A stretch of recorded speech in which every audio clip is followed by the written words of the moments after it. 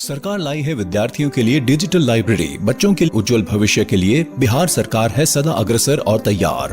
कक्षा 1 से कक्षा 12 तक की सभी पाठ्य पुस्तक पूरक सामग्री एवं वीडियो अब शिक्षा विभाग बिहार सरकार द्वारा विकसित पोर्टल पर है उपलब्ध। अध्ययन सामग्री देखने के लिए BEPCLots.bihar.gov.in पर विजिट करें अथवा एंड्रॉइड मोबाइल पर गूगल प्ले स्टोर से E-Lots ऐप डाउनलोड करें। शिक्षकों, अभिभावकों एवं बच्चों से अनुरोध है कि इस लाइब्रेरी का अधिक से अधिक लाभ उठाएं और अपनी पढ़ाई जारी रखें।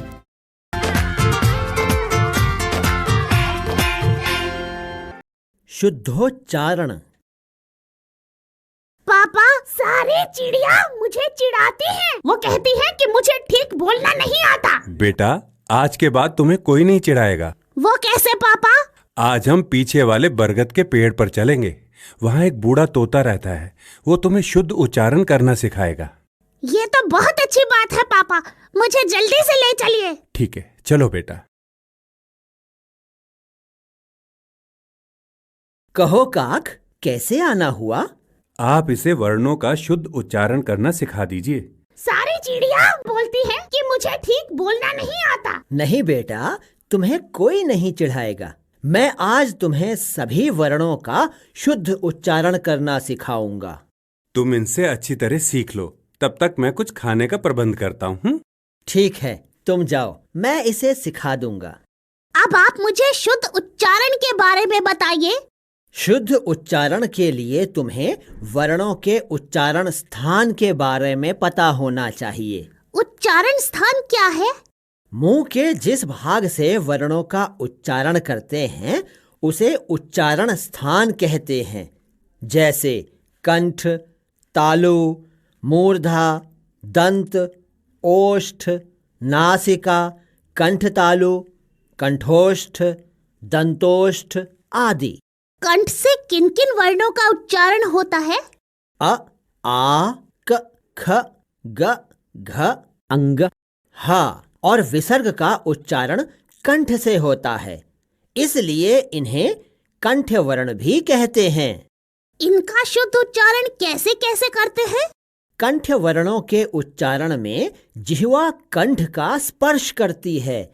जैसे अ, आ, क, ख, ग, घ, अंग, ह और विसर्ग।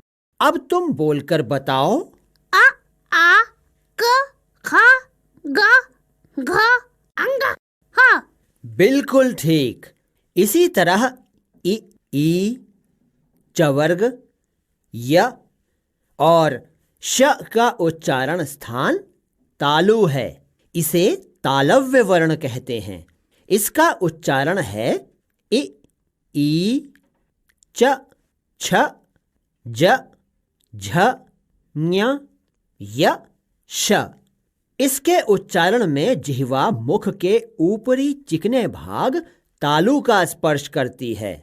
इ, ई, च, छ, ज, झ, ञ, य, श। तुम सही बोल रहे हो। मूर्धा से किन किन वर्णों का उच्चारण होता है? रि, री, टवर्ग, र और श का उच्चारण स्थान मूर्धा है, इसलिए इसे मूर्धन्य वर्ण कहते हैं। इसके उच्चारण में जिह्वा ऊपर के दांतों के साथ वाले खुरदुरे भाग मूर्धा का स्पर्श करती है। इसका उच्चारण है रि, री, ट, ठ, ड, ढ, ण, र, श। रेफ का मतलब है र। हलंत, जैसे सर्प, अर्थात स जोड़ र जोड़ प। रि, री, ट, ठ, ड, ढ, ण, र, श। तुम सही बोल रहे हो। लृ, तवर्ग, ल और स दंत्य वर्ण हैं। इनका उच्चारण दंत और जिह्वा के स्पर्श से होता है। जैसे लृ, त, थ, द, ध, न, ल, स। लृ, त, थ, द, ध, न, ल, स। अब आप मुझे ओष्ठ्य वर्णों के बारे में बताइए। ओष्ठ्य वर्ण के उच्चारण में जिह्वा के सहयोग से दोनों ओष्ठ परस्पर मिल जाते हैं, जैसे उ, ऊ, प, फ, ब, भ, म।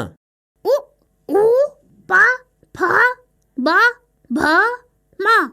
तुम सही बोल रहे हो।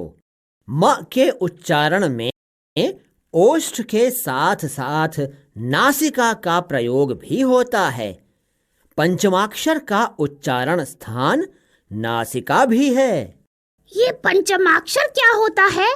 किसी भी वर्ग जैसे कवर्ग, चवर्ग, टवर्ग, तवर्ग और पवर्ग का पांचवा वर्ण पंचमाक्षर कहलाता है, जैसे अंग, ञ, ण, न और म।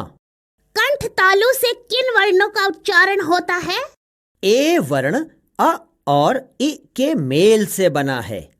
अ का उच्चारण स्थान कंठ है और इ का तालु, इसलिए ए के उच्चारण में कंठ और तालु दोनों का उपयोग होता है। अतः ए और ए कंठ तालव्य वर्ण हैं। इसे हम ए बोलेंगे। ए, ए। बिल्कुल सही। ओ और औ के उच्चारण में कंठ और ओष्ठ दोनों का इस्तेमाल होता है, इसलिए इन्हें कंठोष्ठ्य वर्ण कहते हैं।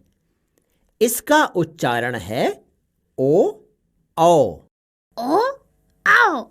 तुम बिल्कुल सही उच्चारण सीख रहे हो। अगर इसी तरह तुम हर वर्ण का उच्चारण करो तो कोई तुम्हारी आवाज का मजाक नहीं उड़ाएगा। मैं हर रोज वर्णों के उच्चारण के लिए मेहनत करूंगा।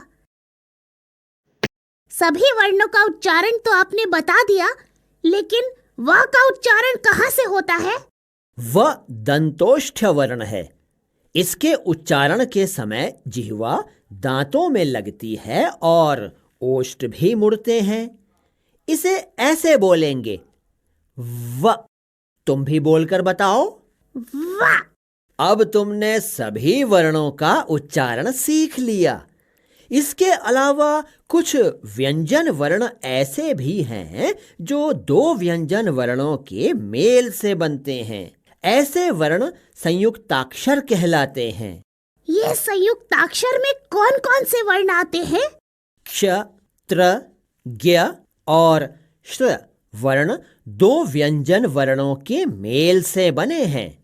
क्ष अर्थात क जोड़ श, त्र अर्थात त जोड़ र, ज्ञ अर्थात ज जोड़ ञ, श्र अर्थात श जोड़ र।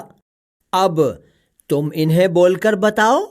जी, क्ष, त्र, ज्ञ, श्र। अब तुम सभी वर्णों का उच्चारण सीख चुके हो। कड़ी मेहनत करके हर दिन सही उच्चारण करने का अभ्यास करो। अगर तुम आराम करोगे तो तुम कभी विद्वान नहीं बनोगे। इसके लिए एक श्लोक भी है। सुखार्थिनः कुतो विद्या नास्ति विद्यार्थिनः सुखम। सुखार्थी व त्यजेत विद्याम विद्यार्थी व त्यजेत सुखम। इसका क्या मतलब है? पहले तुम इस श्लोक का शुद्ध उच्चारण करो, फिर मैं इसका अर्थ बताऊंगा। सुखार्थिनः कुतो विद्या नास्ति विद्यार्थिनः सुखम। सुखार्थी वा त्यजेत विद्याम विद्यार्थी वा त्यजेत सुखम। वाह, तुमने मुझे खुश कर दिया। अब आप मुझे इसका मतलब बताइए। इसका अर्थ है सुख चाहने वालों को विद्या कहाँ और विद्यार्थी को सुख कहाँ। सुख चाहने वाले को विद्या का त्याग कर देना चाहिए और विद्या चाहने वाले को सुख का त्याग कर देना चाहिए। मैं इस श्लोक का पालन जरूर करूंगा। अब मैं चलता हूँ, मुझे भूख लगी है। ठीक है, जाओ, लेकिन कोई समस्या हो तो बेहिचक यहाँ आ जाना। ठीक है, आपका बहुत बहुत धन्यवाद। सारांश। मुख के जिस भाग से वर्णों का उच्चारण किया जाता है उसे वर्णों का उच्चारण स्थान कहते हैं। वर्णों के उच्चारण स्थान हैं कंठ, अ, आ, कवर्ग, ह और विसर्ग। तालु, इ, ई, चवर्ग, य और श। मूर्धा, रि, री, टवर्ग, र और श। दंत, लिरि, तवर्ग और स। ओष्ठ, उ, ऊ और पवर्ग। नासिका, अंग, ञ, ण, न, म और अनुस्वार। कंठतालु, ए और ऐ। कंठोष्ठ, ओ और औ। दंतोष्ठ, व। जो वर्ण दो व्यंजन वर्णों के मेल से बने होते हैं उन्हें संयुक्ताक्षर कहते हैं। जैसे क्ष अर्थात क जोड़ श, त्र अर्थात त जोड़ र, ज्ञ अर्थात ज जोड़ ञ, श्र अर्थात श जोड़ र। रेफ का अर्थ है र हलंत। जैसे दर्पण अर्थात द जोड़ अ जोड़ र जोड़ प जोड़ अ जोड़ ड़ जोड़ अ। प्रश्न उत्तर। दंतोष्ठ से किस वर्ण का उच्चारण होता है? उत्तर। दंतोष्ठ से व का उच्चारण होता है। ऐ का उच्चारण कहाँ से होता है? उत्तर। ऐ का उच्चारण कंठ और तालु दोनों के उपयोग से होता है। नासिका से किन वर्णों का उच्चारण होता है? उत्तर। अंग, ञ, ण, न, म और अनुस्वार का उच्चारण स्थान नासिका भी होता है। इन वर्णों के उच्चारण में क्रमशः कंठ, तालु, मूर्धा, दंत, ओष्ठ का भी उपयोग होता है। क्ष, त्र, ज्ञ और श्र किन वर्णों के मेल से बने होते हैं? उत्तर। क्ष अर्थात क जोड़ श, त्र अर्थात त जोड़ र, ज्ञ अर्थात ज जोड़ ञ, श्र अर्थात श जोड़ र। रेफ का उच्चारण स्थान क्या है? उत्तर। रेफ का मतलब र हलंत होता है, अतः इसका उच्चारण स्थान मूर्धा है।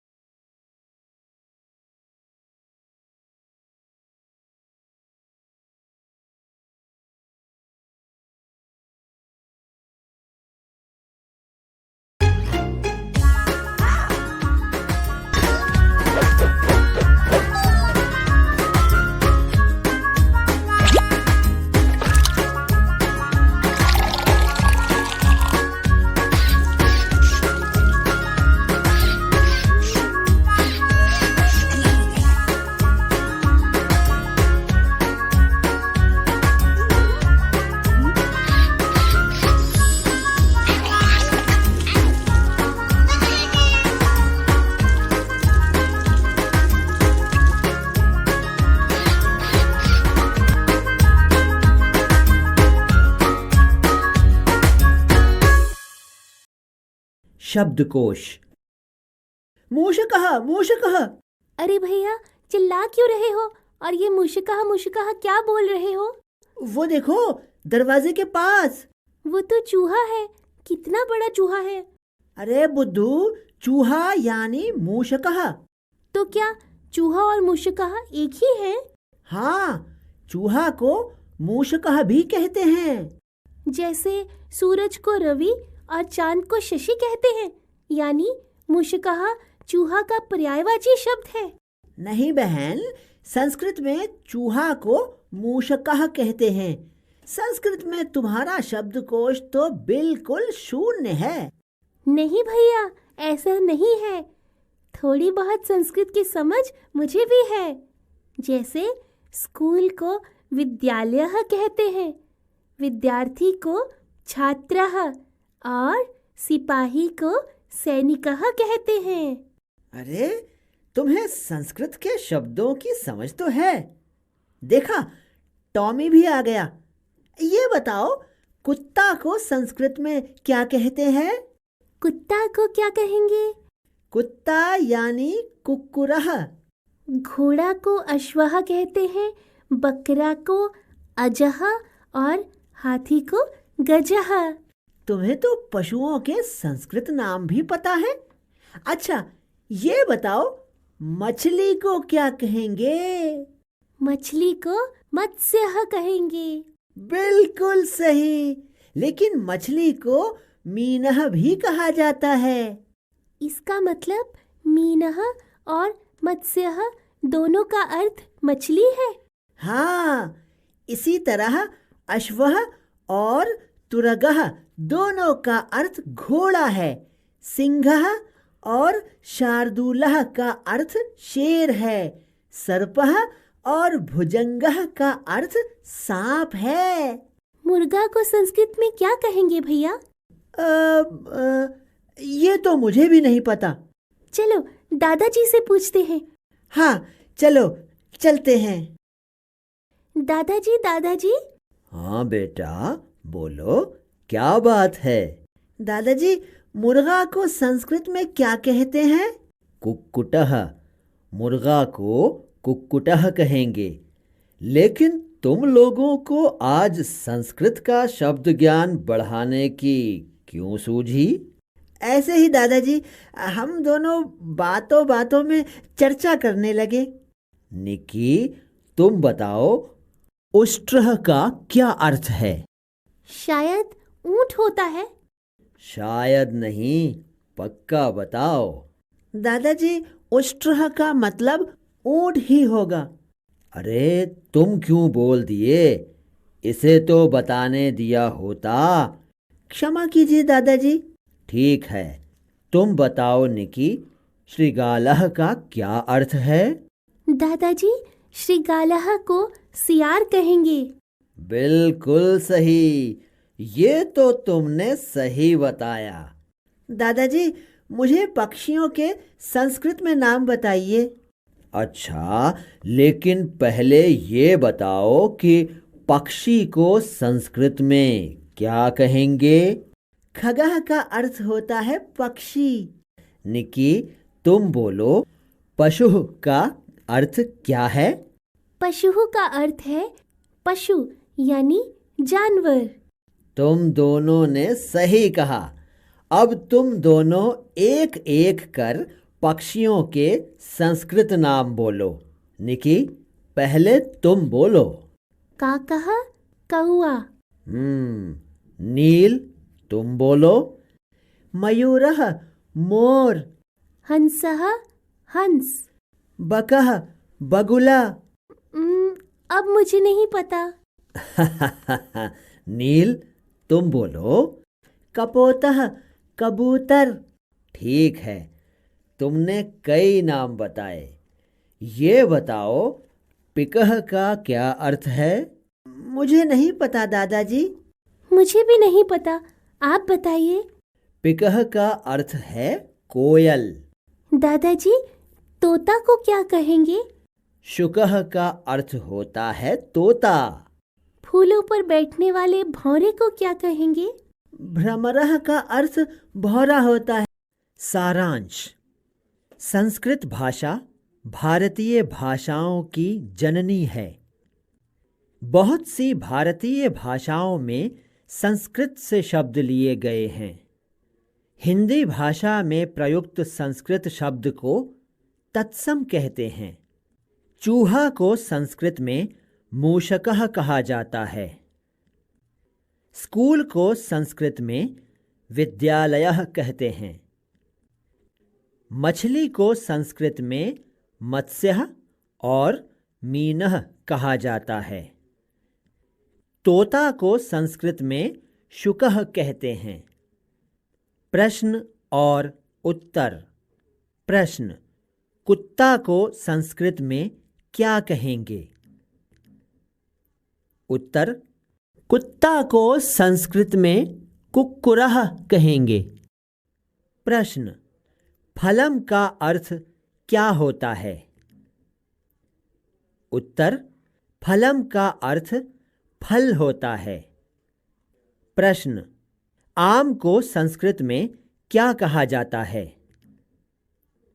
उत्तर: आम को संस्कृत में आम्रम कहा जाता है। प्रश्न: पुष्पम का क्या अर्थ होता है? उत्तर: पुष्पम का अर्थ पुष्प होता है।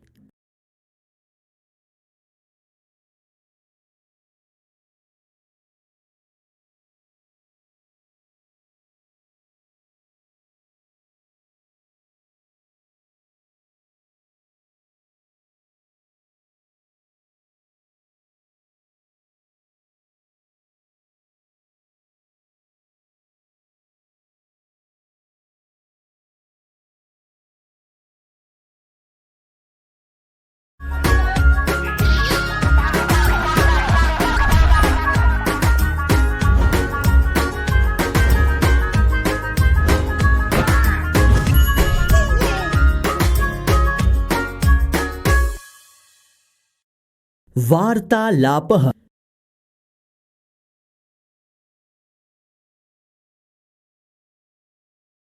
नमस्ते, अपि त्वं कुशली?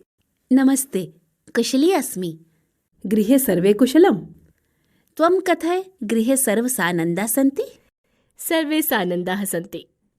सामान्यतः दो व्यक्तियों का प्रत्यक्षतः आपस में अपने विचारों, भावों आदि का आदान प्रदान करना ही वार्तालाप कहलाता है।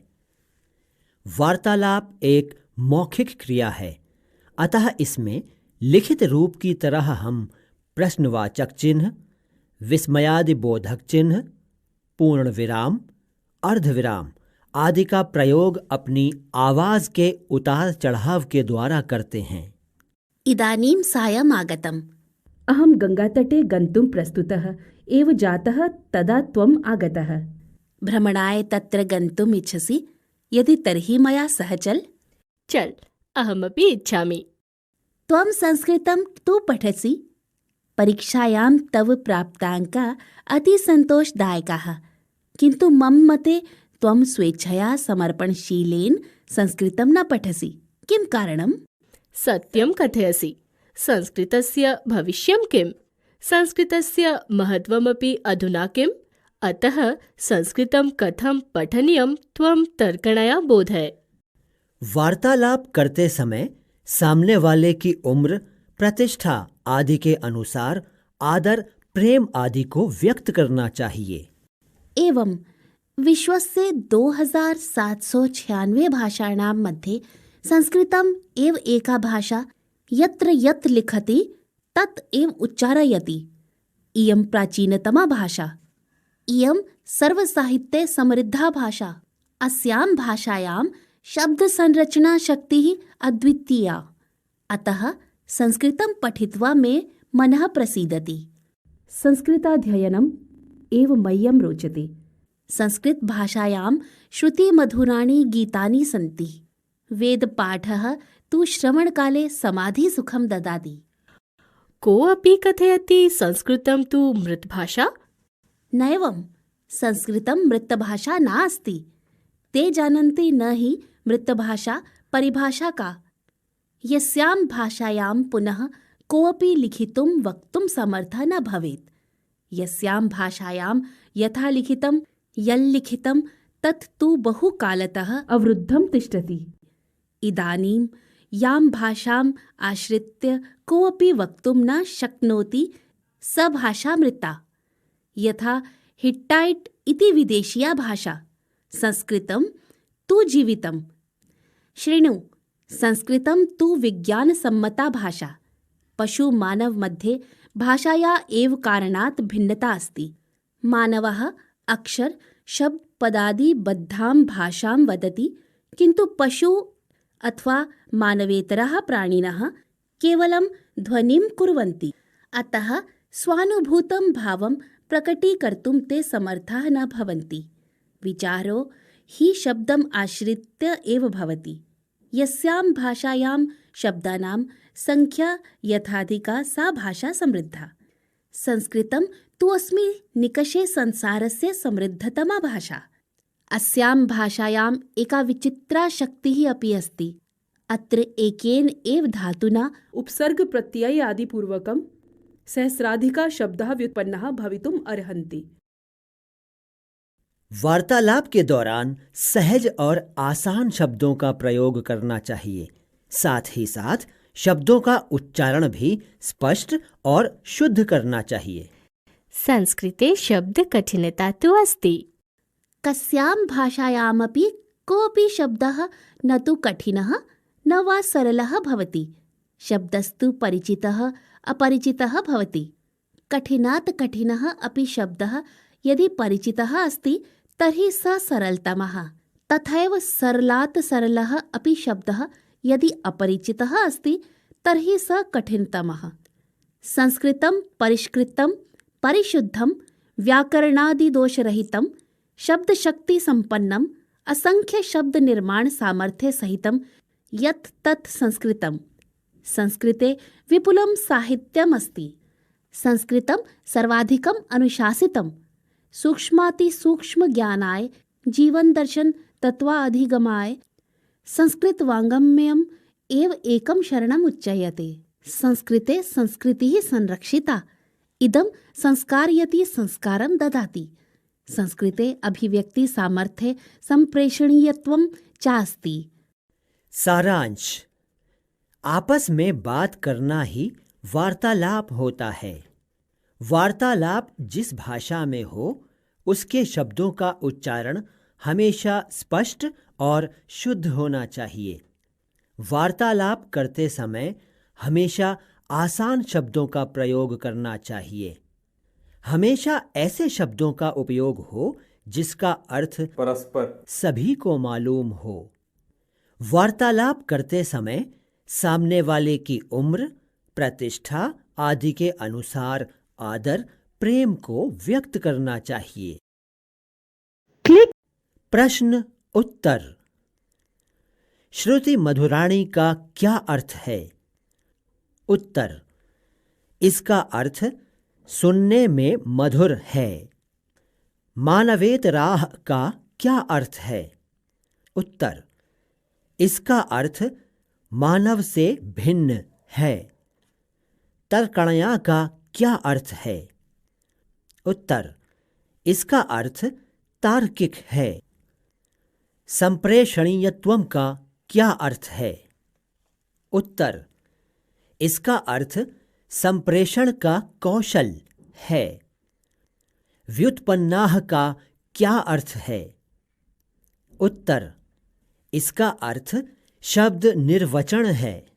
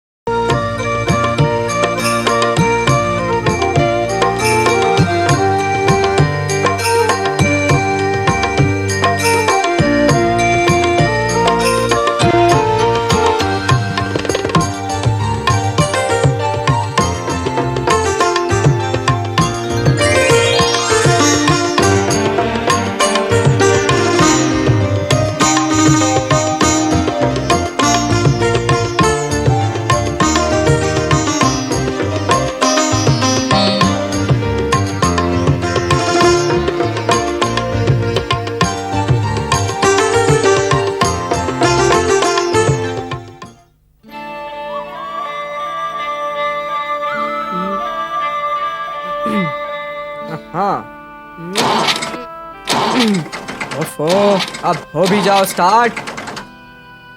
रघु भैया ये स्टार्ट क्यों नहीं होता? मीना, जरा वो स्पैनर तो पकड़ा। हाँ, ये पकड़ा। गड़बड़ यहाँ है। क्या हुआ? देखा, ये कार्बोरेटर है, ये ठीक से काम नहीं कर रहा। देखा मिठू, ये थी गड़बड़। ये कार्बोरेटर। कार्बोरेटर। क्या तुम इसकी मरम्मत कर सकते हो? हाँ, मुझे एक तरकीब आती है। ओह, तरकीब? तरकीब। पर मुझे तुम्हारी मदद चाहिए। हाँ, ये पिन देख रही हो? हाँ, ये। जब मैं इंजन स्टार्ट करूं, इसे नीचे को दबाना, ऐसे। अब दबाओ। मीना, एक बार और दबाओ। एक बार और, बस एक बार और।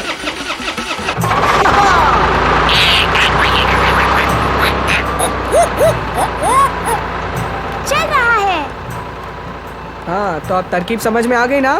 धन्यवाद भैया। मिठू, अब जल्दी चलो, दादी माँ इंतजार कर रही होंगी। कार्बोरेटर। फिर आना, तुम्हारे जैसा साथी मुझे कभी नहीं मिला। ओह, ट्रेन आ रही है। अब तो और देर हो जाएगी। ट्रेन आई!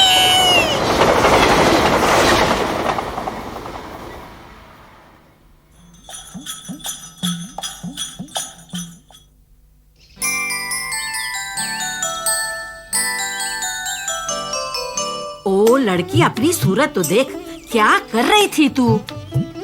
ट्रैक्टर मरम्मत करने में रघु भैया की मदद कर रही थी। ट्रैक्टर? लो, ये ही बाकी था। जल्दी कर, ये सामान वीरू चाचा के घर दे आ। दादी माँ, क्या ये सब लीला भाभी के लिए है? हाँ हाँ। माँ कह रही थी उनके जल्दी ही बच्चा होने वाला है। अरे अब जल्दी से चल, रास्ते में कहीं भी रुकना नहीं। जल्दी।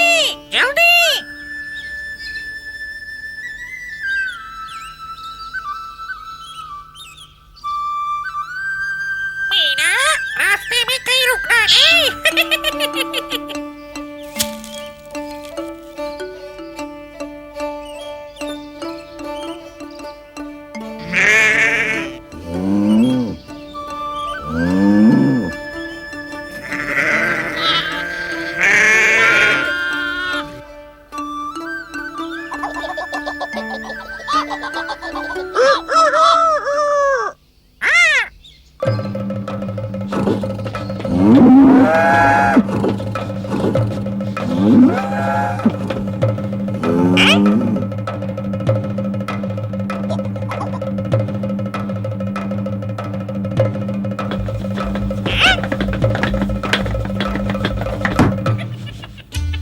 नमस्ते चाचा। आओ मीना।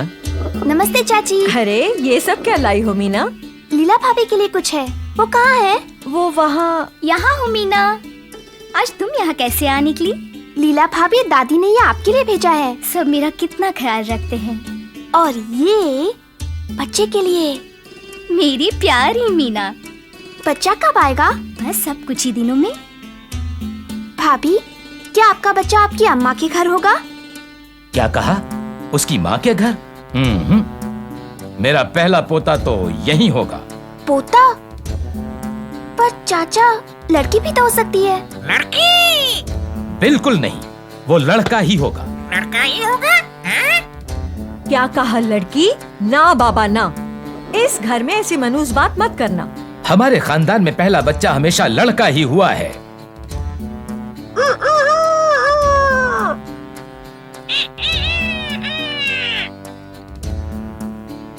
चाचा, तुम कहाँ जा रहे हो?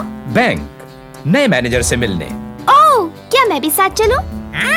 मैं भी। ठीक है, आ जाओ, पर लड़की होने की बात मत करना। हाँ, देखो मीना, लड़का होने से खानदान का नाम रोशन होता है। रोशन? वो परिवार का नाम आगे बढ़ाता है। चुप हो जाओ मिठू। लड़का संपत्ति का वारिस बनता है। लड़का जीवन में बहुत कुछ बन सकता है, डॉक्टर, वकील, बैंक का ऑफिसर या मंत्री भी। मंत्री भी।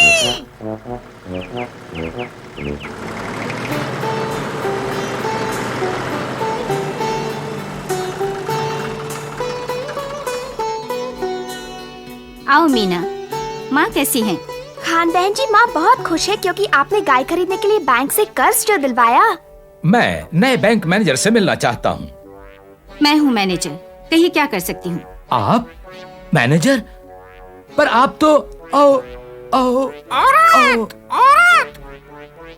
वो कर्ज जो आपको ट्रैक्टर ठीक कराने को चाहिए, यहाँ आइए। ओह मिट्ठू, ये कितनी अच्छी हैं। बहू, दाई को बुलाया है। लीला के अब किसी भी समय बच्चा हो सकता है। मुझे जाना होगा।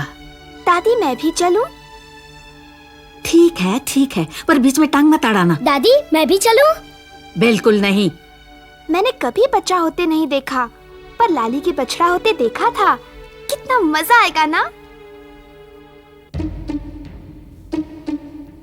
गरम पानी लेकर आओ। अभी लाई। बस आप किसी भी घड़ी। ओफो मीना, दूर रहो। जाओ अपने चाचा से बात करो। चलो मेरे साथ।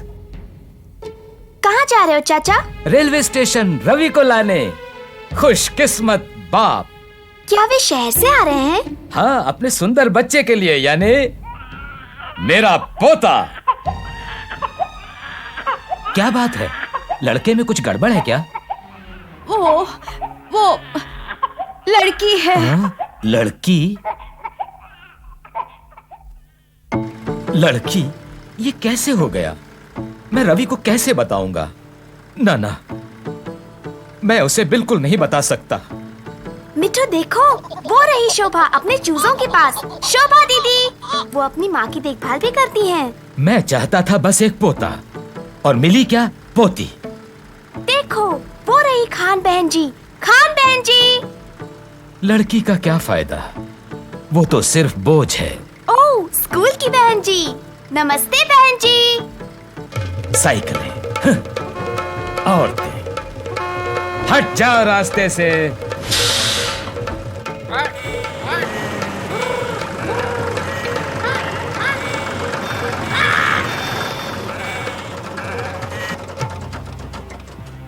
चलो शुरू हो जाओ। अरे शुरू भी हो जाओ। स्टार्ट। चाचा, क्या पेट्रोल खत्म हो गया?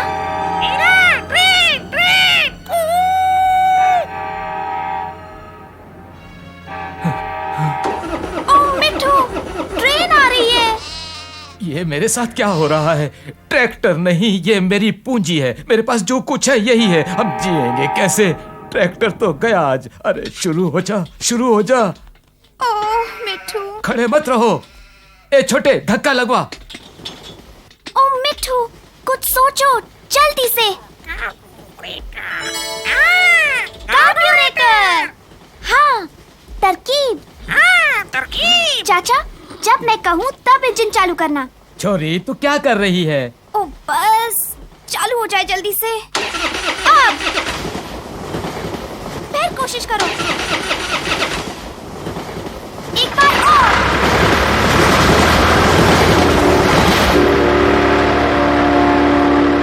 ओह मिट्ठू, मेरा सयाना पंछी। ओ मीना, सयानी लड़की। मीना, तूने मेरा ट्रैक्टर बचा लिया। तुझे कैसे पता चला कि क्या करना है? चाचा, लड़कियां भी बहुत कुछ कर सकती हैं। बिल्कुल कर सकती हैं मीना।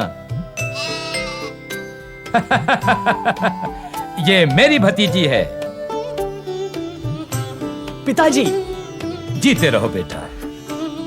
एक खुशखबरी है। क्या लड़का हुआ? नहीं, पर उतनी ही बढ़िया खबर है। लड़की हुई है। अरे वाह, लड़की कैसी है? किस पर पड़ी है?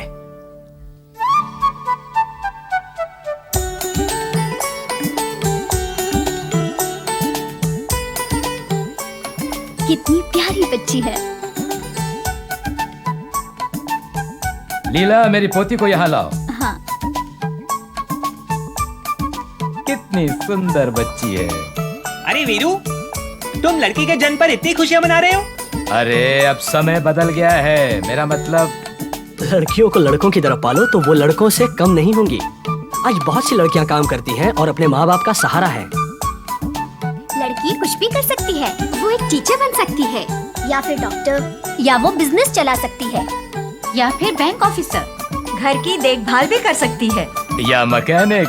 हाँ जरूरी नहीं कि वो लड़का ही हो। जरूरी नहीं लड़का ही हो।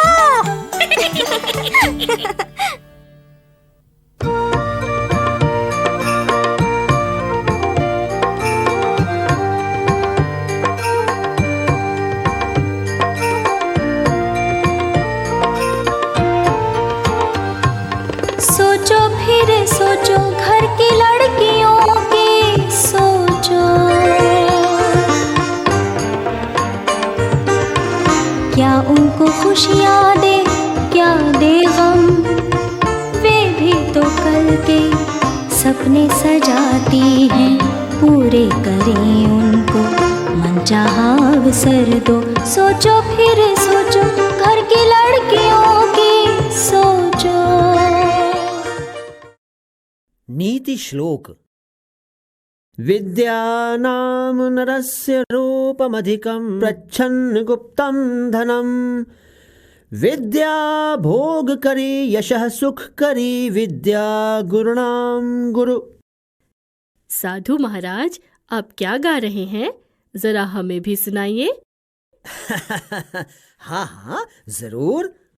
विद्यानाम नरस्य रूपमधिकं प्रच्छन्न गुप्तं धनम, विद्या भोग करी यशः सुख करी विद्या गुरुणाम गुरु। विद्या बंधुजनो विदेश गमने विद्या परा देवता, विद्या राजसु पूज्यन्ते न तु धनम विद्या विहीनः पशुः।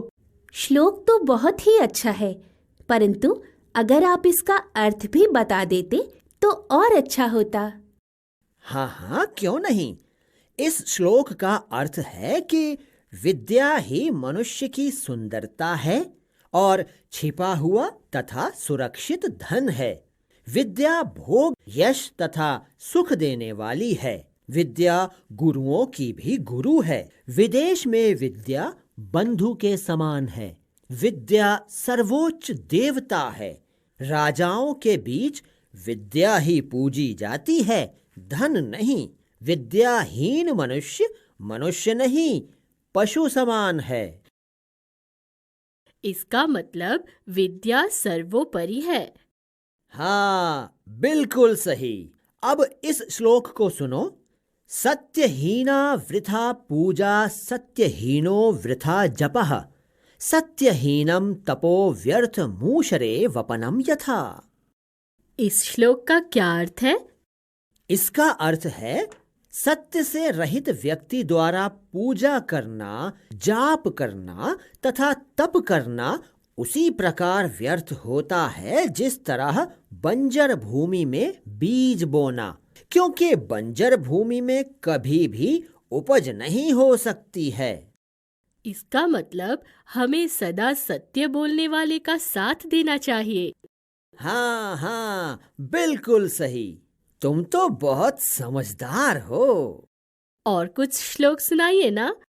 विद्या ददाति विनयम विनयाद्याति पात्रताम, पात्रत्वात् धनम आपनोति धनात् धर्मः ततः सुखम। इसका क्या अर्थ हुआ महाराज? इसका अर्थ है कि विद्या मनुष्य को विनयशील बनाती है और विनयशीलता से व्यक्ति योग्य बनता है तथा योग्यता से धन की प्राप्ति होती है। धन से धर्म मिलता है और धर्माचरण से सुख मिलता है। हाँ हाँ, मेरी समझ में आ गया कि विद्या से विनय मिलती है, विनय से पात्रता आती है, पात्रता से धन, धन से धर्म आता है। हाँ तुम तो समझदार हो। पात्रता से धन की प्राप्ति होती है। धन से हमें धर्म करना चाहिए क्योंकि धर्माचरण करने से सुख मिलता है। अच्छा अब मैं ध्यान लगाने जाता हूँ। मुझे एक और श्लोक सुनाइए, फिर आप चले जाइएगा। ठीक है। अनाहूतः प्रविशति अपृष्टो बहुभाषते, अविश्वस्ते विश्वसिति मूढ़ चेता नराधमः। इसका अर्थ है कि जो कहीं पर बिना बुलाए ही प्रवेश करते हैं, बिना पूछे ही बहुत बोलते हैं और अविश्वस्तों पर विश्वास करते हैं, ऐसे लोग मूर्ख एवं अधम मनुष्य कहलाते हैं।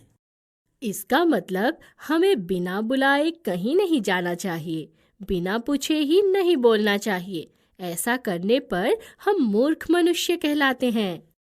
हाँ, बिल्कुल सही। अच्छा, अब मैं जाता हूँ।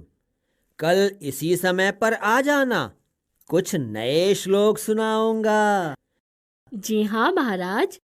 सारांश: विद्या नाम नरस्य रूपमधिकम प्रच्छन्न गुप्तम धनम।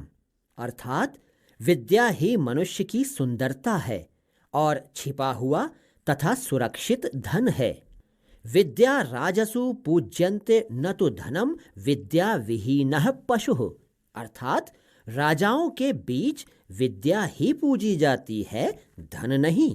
विद्याहीन मनुष्य पशु के समान होता है। विद्या ददाति विनयम। अर्थात विद्या से विनय की प्राप्ति होती है। पात्रत्वात् धनम आपनोति। अर्थात योग्यता से धन की प्राप्ति होती है। अनाहूतः प्रविशति अपृष्टो बहुभाषते। अर्थात जो कहीं पर बिना बुलाए ही जाते हैं, बिना पूछे बहुत बोलते हैं। उत्तर: विद्या भोग करी यशः सुख करी, विद्या गुरुणाम गुरुः का हिंदी अर्थ बताइए।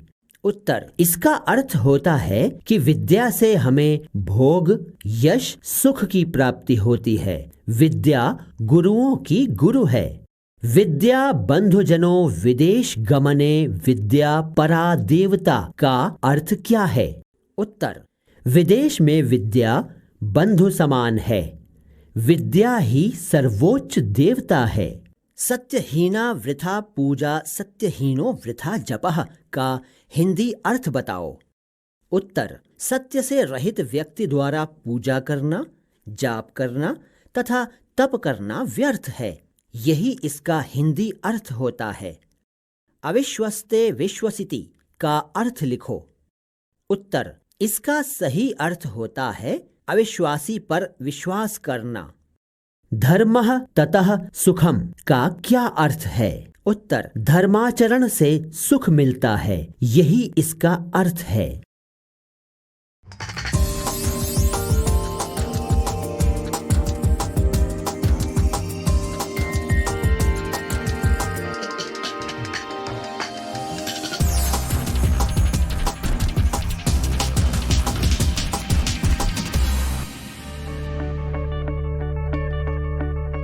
संजय गांधी जैविक उद्यान जू आउटरीच प्रोग्राम में आज हम अपने राष्ट्रीय पक्षी मोर के एनक्लोजर के पास चलेंगे और जानेंगे उसके बारे में कुछ अनोखी बातें। मोर पृथ्वी पर मौजूद सभी पक्षियों में सबसे सुंदर और आकर्षक है। इसे भारत का राष्ट्रीय पक्षी होने का गौरव भी हासिल है। ये अपने रंगीन पंखों के लिए विशेष रूप से जाना जाता है। मोर अपने रंग बिरंगे पंख फैलाकर शानदार नृत्य के लिए संसार भर में प्रसिद्ध हैं। इनके पंख मलमल के वस्त्र जैसे कोमल होते हैं। गर्दन पतली और सुराहीदार होती है, जो देखने में सुंदर, नीला और मखमली लगता है। मोर के खूबसूरत रंग बिरंगी पूंछ या पंखों को ट्रेन भी कहा जाता है। इसमें लगभग 150 पंख होते हैं। जैसा कि हम सभी जानते हैं कि ये एक हमारा राष्ट्रीय पक्षी है और इसे 26 जनवरी 1963 में राष्ट्रीय पक्षी घोषित किया गया था। पटना जू में दो तरह के वेरिएंट हैं इसके, एक वाइट पीफॉल है और एक कलर्ड है। जो वाइट पीफॉल है इनकी संख्या 3 है और इन्हें विगत वर्ष बंगलुरु जू से लाया गया था। और जो कलर्ड हैं इनकी संख्या लगभग 16 है। इनकी काफ़ी अच्छी ब्रीडिंग पटना जू में हो रही है। लास्ट ईयर भी लगभग 12 से 15 जो हैचिंग हुआ था उनके बच्चों का वो हुआ है और हम लोग का प्लान है कि इसे हम लोग वाइल्ड में रिलीज करेंगे या जू में खुले में रखेंगे स्वच्छंद रूप से। जो मोर हैं ये फिजेंट्स होते हैं। फिजेंट्स अर्थात वैसे पक्षी जिसमें सेक्सुअल डाइमॉर्फिज्म पाया जाता है। जो इसके मेल होते हैं वो ज़्यादा अट्रैक्टिव होते हैं, उनके फीदर्स जो होते हैं काफ़ी बड़े और अट्रैक्टिव कलरफुल होते हैं, और बनिस्बत जो फीमेल होती हैं वो उनमें फीदर्स और उस तरह के नहीं होते हैं, वो उतने अट्रैक्टिव देखने में नहीं लगते हैं। मोर के पैरों का रंग मटमैला होता है और आंखें छोटी होती हैं। इनका वजन 2.75 किलोग्राम से 6 किलोग्राम तक होता है। नर मोर की लंबाई लगभग 215 सेंटीमीटर और ऊंचाई 50 सेंटीमीटर होती है, और मादा मोर की लंबाई लगभग 95 सेंटीमीटर होती है। मोर सर्वाहारी होते हैं। इन्हें अनाज, फल, चींटियां, दीमक, छोटे कीट और सरीसृपों को खाना बेहद पसंद है। इनका वजन अधिक होने के वजह से ये ज्यादा लंबे समय तक उड़ नहीं सकते हैं, इसलिए ये उड़ने की जगह चलना पसंद करते हैं। ये बेहद शर्मीले और चौकन्ने होते हैं, इसलिए इन्हें जंगल में रहना अधिक पसंद है। ये मुख्यतः जंगली पक्षी होते हैं, लेकिन भोजन की तलाश इन्हें कई बार मानव बस्ती तक ले आती है। इनके सुनने की शक्ति काफी अधिक होती है। ये काफी दूर तक आवाज को सुनने की क्षमता रखते हैं। मोर आमतौर पर जंगलों में स्थायी जल स्रोतों के पास, झाड़ियों में या बड़े बड़े घास के मैदानों में देखे जाते हैं। इनका जीवन काल 20 से 25 वर्षों का होता है। मोर सामाजिक पक्षी होते हैं। इन्हें परिवार बनाकर या समूह में रहना पसंद है। इनके समूह में एक मोर और 4-5 मोरनी के अलावा इनके बच्चे होते हैं। मोर सामान्यतः 2 से 3 साल में प्रजनन योग्य हो जाते हैं। इनका प्रजनन काल जनवरी से सितंबर तक होता है। ये एक बार में 4 से 6 अंडे देते हैं। अन्य पक्षियों की तरह मोरनी अंडे देने के लिए घोंसला नहीं बनाती है, बल्कि जमीन पर ही सुरक्षित स्थान खोजकर अपने अंडे को देती है। विश्व में पाई जाने वाली सभी मोर की प्रजातियों में सबसे खूबसूरत और आकर्षक मोर भारत में ही पाए जाते हैं। इनके समूह को अंग्रेजी में पी फाउल के नाम से जाना जाता है, जबकि इनके बच्चे पी चिक्स कहे जाते हैं। संजय गांधी जैविक उद्यान में मोरों के रख रखाव पर काफ़ी ध्यान देना पड़ता है। मोरों के आहार में हम लोग यहाँ पे पालक, लहसुन, प्याज, ज्वार, बाजरा, गेहूँ, धान इत्यादि हम लोग देते हैं। बर्ड मेज भी दिया जाता है भोजन के रूप में। संजय गांधी जैविक उद्यान में एक प्रयोग भी किया गया है, सुपर वॉर्म भी हम लोग पक्षियों को यहाँ पे आहार के रूप में देते हैं, जो कि पक्षियों के लिए काफ़ी पोषक तत्व सुपर वॉर्म में पाए जाते हैं। पक्षियों के रख रखाव में खास करके विशेषकर मोर के लिए हम लोग यहाँ पे प्राकृतिक वास का उनको आभास देते हैं। केजों में जो है पर्यावरण के दृष्टिकोण से हम लोग तैयार करते हैं केज को, तो ताकि वो मोर जो है वो अपने आप को प्राकृतिक वास का आभास कर सकें। गर्मियों के मौसम में पानी का छिड़काव किया जाता है, रेत डाला जाता है, और पानी भी बदलाव बराबर घंटे घंटे पर पानी का बदलाव बर्तनों में होता रहता है। जाड़े के मौसम में मोरों के रख रखाव में ध्यान देना पड़ता है कि अत्यधिक जब ठंड पड़ने लगती है या कुहासा चलने लगता है या शीतलहरी जब चलने लगती है, तो उस समय उसके छत को हम लोग फूस के से ढक देते हैं ताकि उनको गर्मी महसूस हो सके। संजय गांधी जैविक उद्यान में मौजूद मोर यहाँ आने वाले हर उम्र के दर्शकों के बीच बेहद लोकप्रिय हैं, और यहाँ आने वाले दर्शक इनके एनक्लोजर के पास जरूर आते हैं।